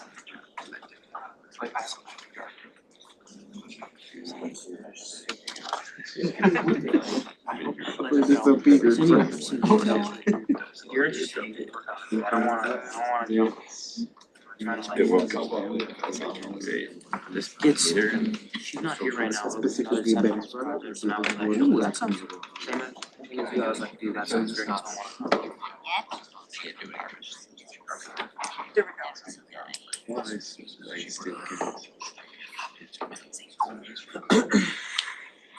All right, Ben, I'll ask you to the front, so I'm gonna reconvene everybody back to the room. Well, I know this is probably very nerve-wracking, but congratulations, you have been elected to the Senator for College of Business. Alrighty, so I will have you raise your right hand and then repeat after me. I state your name, I, Benjamin Mackey, do hereby swear do hereby swear to represent, support, and serve to represent, support, and serve the students of Minnesota State University Mankato students of Minnesota State University Mankato in student life and academic needs, in student life and academic needs. and to uphold the mission, constitution, and bylaws, One more time. to uphold the mission, To uphold the mission, constitution, and bylaws of the student government. of the student government. I so affirm. I so affirm. Congratulations, you may grab your stuff and take a seat. Over here. Right over here, right next to Senator Ponte, if you wanna give your hand a little raise. It says College of Business. Alrighty, and then lastly, we have a position for Senator of College, for the College of Science, Engineering, and Technology, and I'll have you come on up.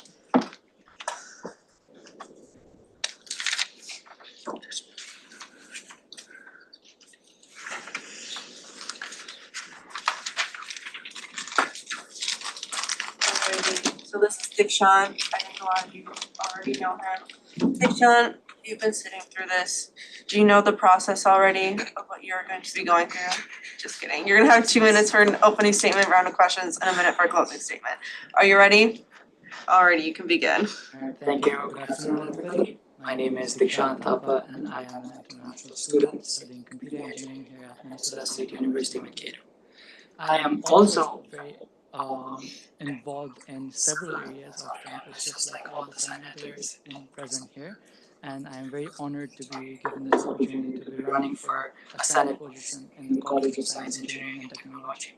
I currently serve as a facility manager in esports under IT Solutions, where I manage, represent, and coach many student gamers in very vast variety of fields. I also will be heading to Chicago very soon at the end of this month, representing our beloved university, Minnesota State University Mankato, for a Midwest Cup, which we are very proud to be a part of.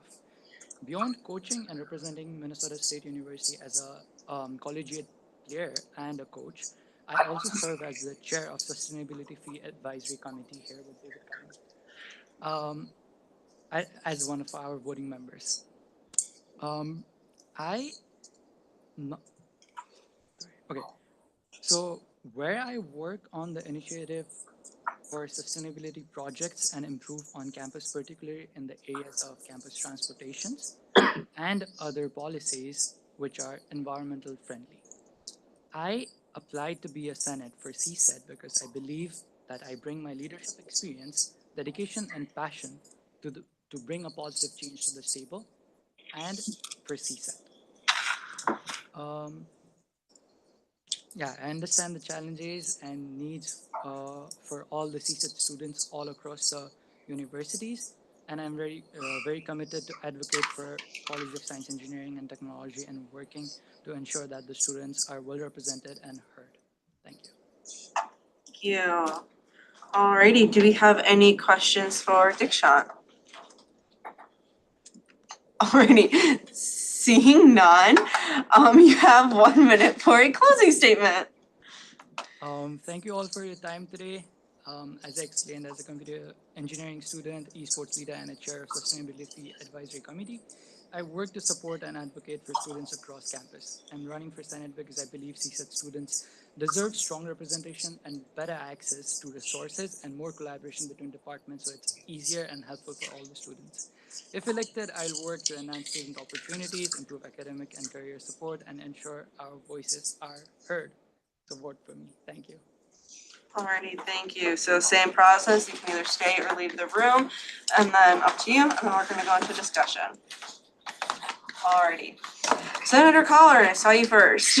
Okay. Right on the money. Yeah, so as for your Cyrus, he has my complete support. Like I've been working with him on Senate Planner for like the past just entire academic year. He seems like a very competent person that will be able to play the role of a senator. I also really like how he's able to just make sure everyone's listened to and heard. I think having that over in the Senate be more emphasized with him will be amazing. Senator Hillstead? I feel like with his experiences, he'll offer really good insights to this table, and I do encourage a yes vote. Senator Moore? I also think his previous experience in student government will be helpful. I also think the connection to esports will be helpful for reaching people that we might not usually reach. So I would, I would want to vote yes. Senator Dietrich? I just wanted to bring up that he is the coordinator for sustainability committee and often works with David Cowan, but has yet to be frightened away from student government and now wants to be more involved. So I think he knows what he's getting into. He'll be fine. Senator Johnson? Well, the committee is relatively new, the Sustainability Fee Advisory Committee. I've attended one session and it was well run, and I give another enthusiastic recommendation for a yes vote. Any other discussion points? Senator Buckney? I want to yield a comment to David Cowan to see what he thinks of the candidate. Did you hear that? I want to yield an opinion to you, since you know the candidate. David Cowan, do you have an opinion? Do you like to share about the candidate? I have no opinion on any of this. Alrighty, thank you. I don't get involved with politics. The election was last November. Alrighty, thank you, David. Alrighty, are there any other points of discussion? No, seeing none. If you wanna rip out a piece of paper, vote yes, no, or abstain, and then we can get this going. And I'm coming around to collect them.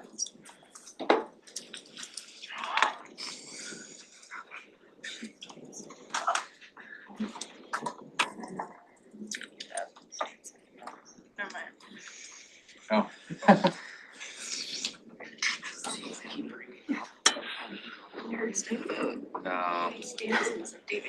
I'm pretty sure that's not how that works.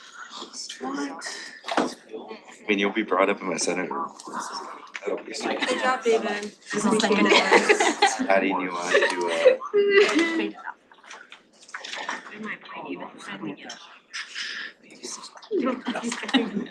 oh no, I'm just saying you'll boost your ego a little bit. Give it in your mention of the senator. Yeah. I mean, You're lying to discussion. You're not.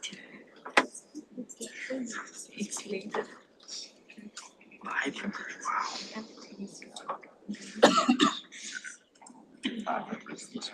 Yeah. Yeah. because I have it. Shorter. It's not. I do so. Oh, okay, I see it.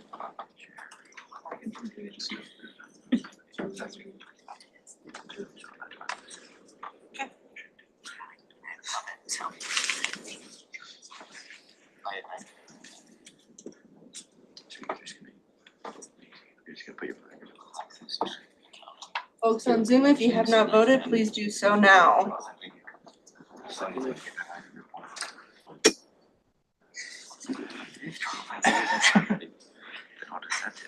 No.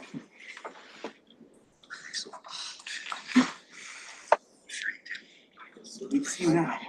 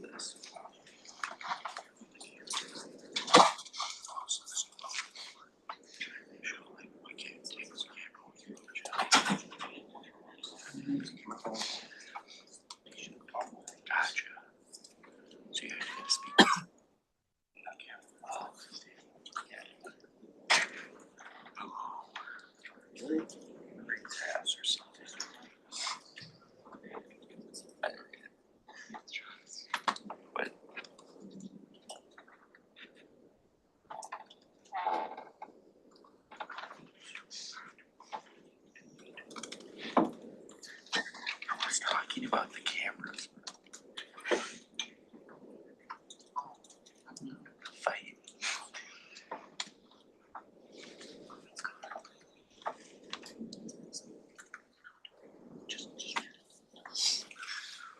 Alrighty, calling everyone's attention back up. Deshaun, if you wanna go to the front of the room.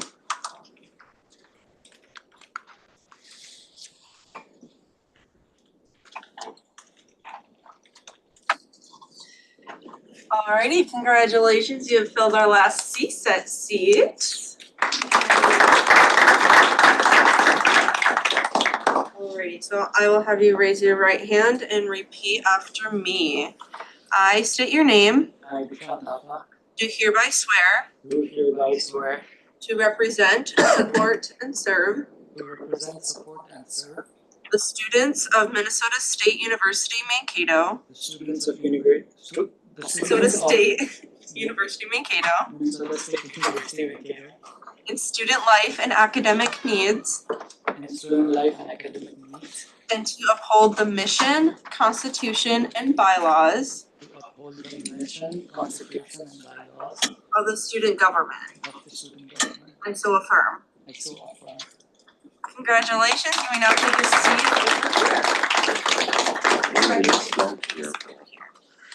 Alrighty, so since today was the last day to fill vacancies, Senate, we only are down one seat, so we have filled all of our seats except for one. So congratulations, everyone. So now we are going to move to senator reports. I'm going to ask, so first of all, if those of you who are chose to give verbal reports, you can choose to submit a written one just for time's sake. And I will ask all of our senators to keep their reports to a minute or less. Alrighty, thank you. So first person up is Senator Livingston. I have been focusing on pedestrian safety and driver awareness. And if you guys remember, if you can recall, passed a resolution earlier this month. And that focused more on the policy side of things. And right now, regarding that, we've faced some roadblocks, lack of communication, typical administration, is definitely an issue. But we hopefully full steam ahead with that. Because obviously, as we saw last week, it is definitely a pressing issue that needs to be addressed. And right now, I'm focusing on the education side of things, and that will involve tabling. I've made some handouts in Canva. I have reflective bands I want to hand out. It's just another, I think you mentioned that kind of like an educational thing. That's what I've been working on. We'd love to collaborate too if you wanted on that. And yeah, so focusing right now on education, and hopefully I'll get that done in March. So thank you. Thank you. If you all have any questions for any of the senators, you may talk to them after the meeting. Thank you. Senator Hillstead. Hello, everyone. Hope your night is well. Getting into my report, 2 weeks ago, I attended the Comprehensive Facility Plans Work Group meeting, which I reported with President Narella. He, however, did not attend this most recent meeting, so for any questions regarding this, you can contact me. There, we talked about short-term sites and building strategies, where I contributed to an idea of expanding res light buildings to have storage units for electric personal transportation. Included in this was also talks about new Armstrong multi-use housing, stadium road renovations, relocating buses to prevent traffic on Stadium Road, and plenty of other little things. President Narella. There's a point of personal privilege. Could the speaker ask the senator to slow down a little bit? Yes, can you please slow down? Sorry, I was trying to keep it under that minute. Yep, thank you. We also talked about midterm building and site strategies, where there was talk about more single rooms and enhancing certain building facilities around campus, and also talks about increasing pedestrian safety and welcomers around campus. We also dove into long-term strategies, which had talks about building parking ramps around campus, making campus more efficient for students, and swapping more generals to be in locations other than Viking. More res hall upgrades, athletic facilities upgrades, and demolition of Karkoski Commons. I also have continued my senator project from last semester of trying to implement electric micromobility into the residence halls, as well as erecting separate units around campus for safe storage and charging for said vehicles. I also attended lobby day with a plethora of Min-State students there. We talked about to the state legislators on key issues regarding naloxone. And I was able to talk with Casey Metcalf, Students United Government Relations Coordinator, about electric micromobility, and which he will assist in setting up meetings to talk to Senate and House members about authoring a bill for storage spaces around Min-State campuses. In the beginning of the semester, Senator Zelmer and I met with a plethora of Min-State people, including risk management and insurance underwriters. Included on that was also Chandler Holland, Anthony Bettendorf, Sandy Schoenberg, and Fire Marshal Sean Hayes. We brainstormed an idea that would have 20 to 30 storage lockers for these said micro-mobility vehicles for residence halls. And we also added Senator Ide, who will help offer us new insights for this completion.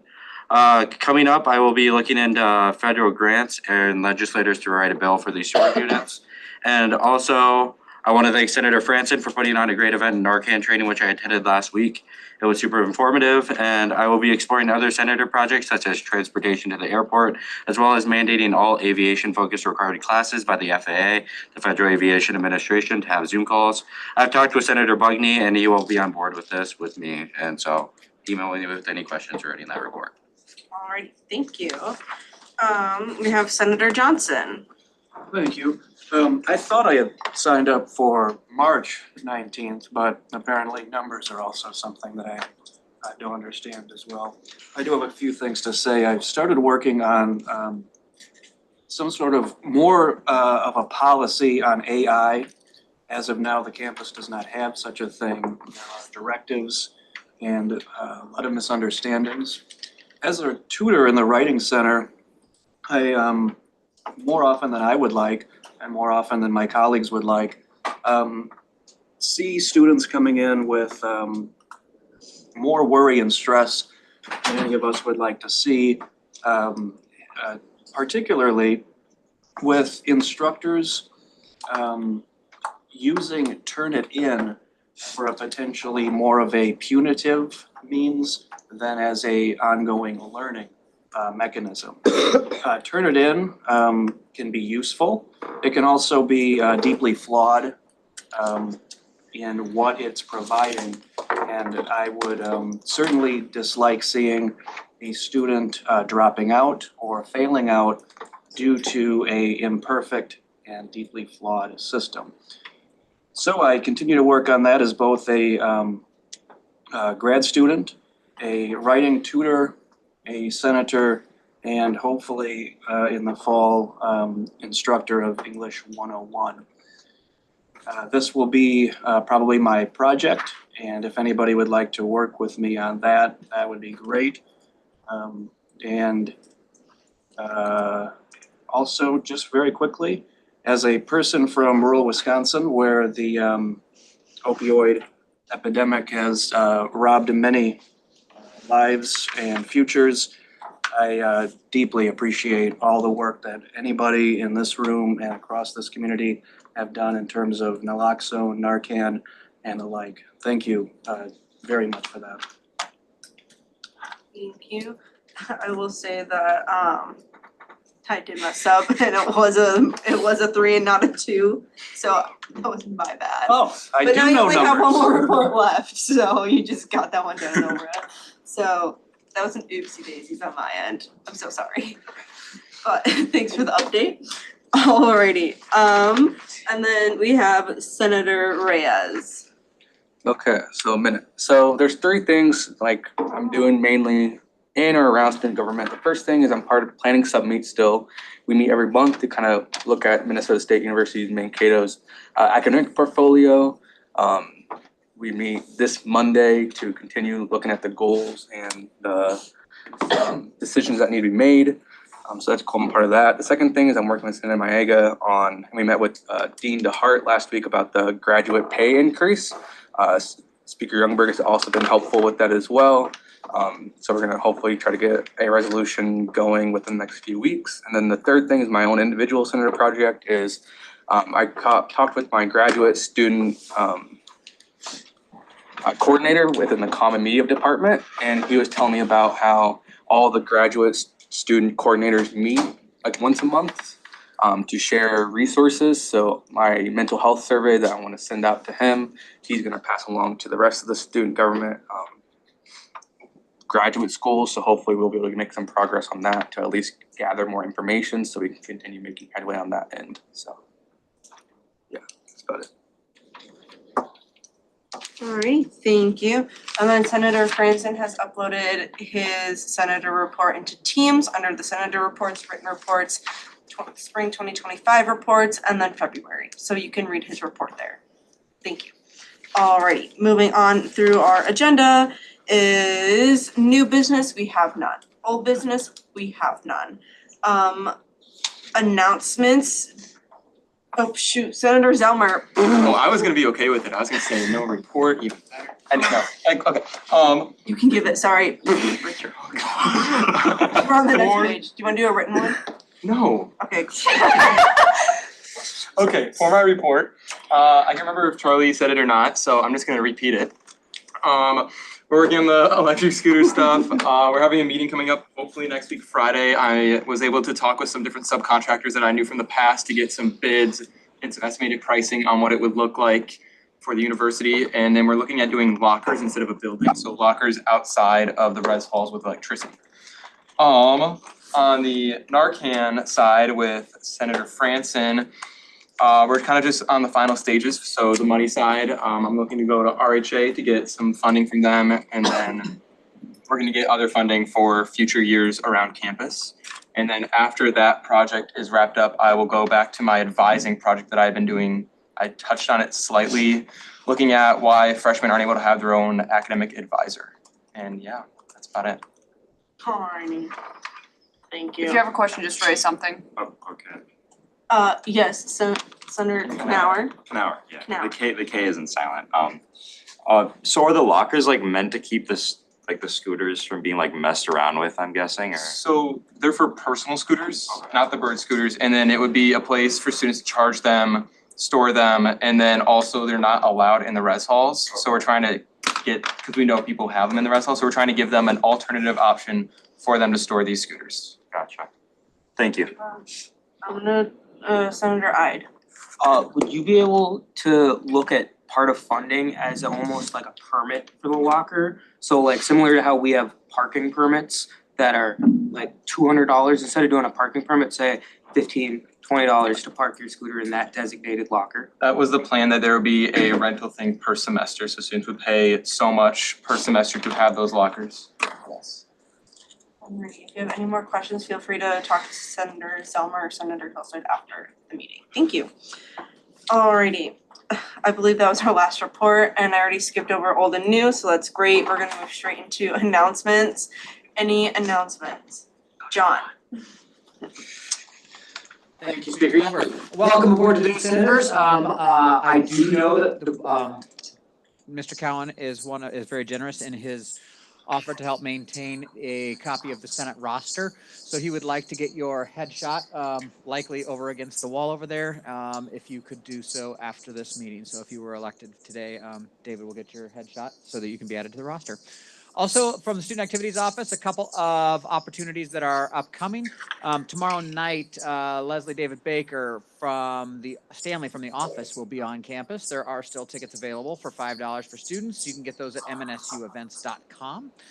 There's also an event on Saturday evening, casino night, and that will take place, I believe, from 7 to 10 in the Student Union Ballroom. So there'll be blackjack, roulette, craps, and a sports book even, and that is free for students to attend as well.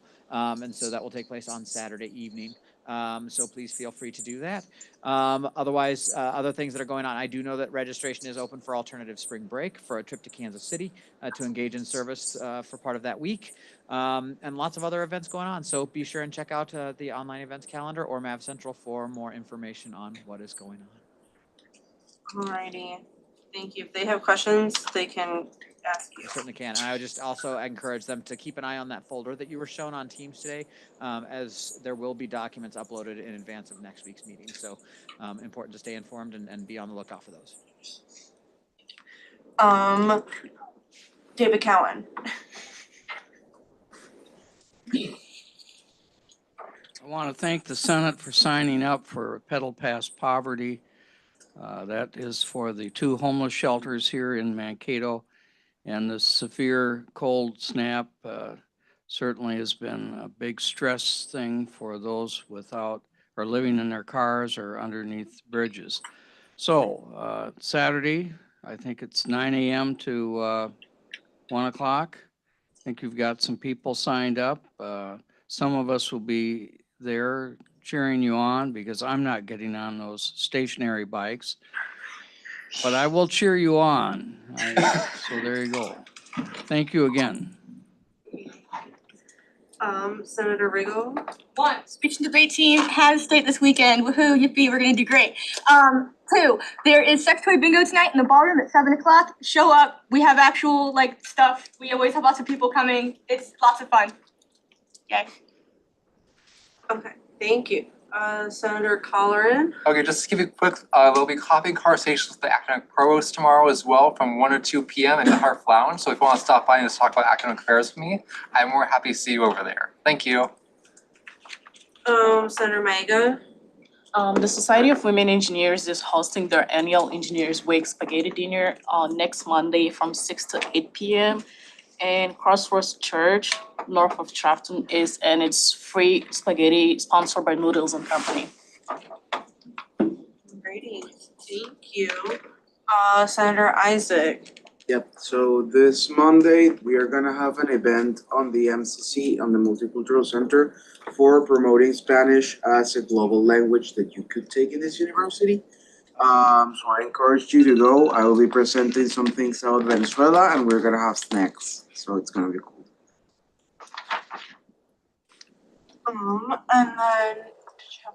And then Mark. Just want to remind everybody, CSU Therapy Dogs tomorrow night from 6:45 to 8:15 in the Hearth Lounge. Any other announcements? Alrighty, seeing none, we will go into our final roll call. Okay, Senator Hassan. Senator Leon. Senator Fulton. Here. Senator Mucci is on Zoom. Senator Prignitz. Senator Emke is also on Zoom. Senator Ponte. Senator Mackey. Senator Budgie. Present. Senator Reyes. Here. Senator Maega. Here. We now have Senator Thapa. What do you mean by that? Five, okay, cool. Senator Mapanga is on Zoom. Senator Lee. Senator Dietrich. Senator Smith is also on Zoom. I'm getting Senator Green also had to go to class. Senator Johnson. Senator Moore. Senator Maba. Senator Knauer. Here. Senator Karki. If you could be quiet while I do this, then you can leave faster. Senator Livingston. Here. Senator Riggle. Here. Senator Colleran. Here. Senator Zelmer. Present. Senator Ide. Present. Senator Hillstead. Present. Senator Isaac. Here. I'm here. President Rolla. Present. Vice President Jay. And then we are adjourned at 6:01 p.m. But yeah, so university Senator's workers pictures right now, over here. If they were to say pulling it from the administration and the university Sent you a note at fault, on you the want act. to get sued for that. Yeah. So right now they advise the I'll law never send several emails, you have to kind of